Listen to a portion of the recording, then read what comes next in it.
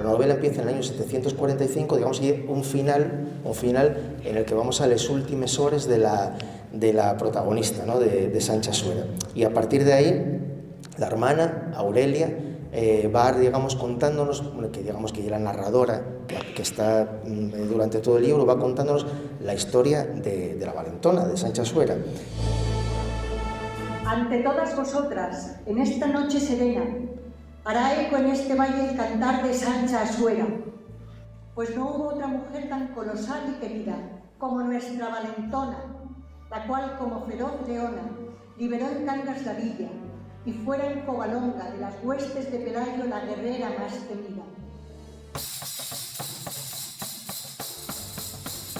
Abrieron los moros las puertas de la ciudad y entraron matando como leonas y como bravas casturianas con su capitana doña Sancha Suera al frente.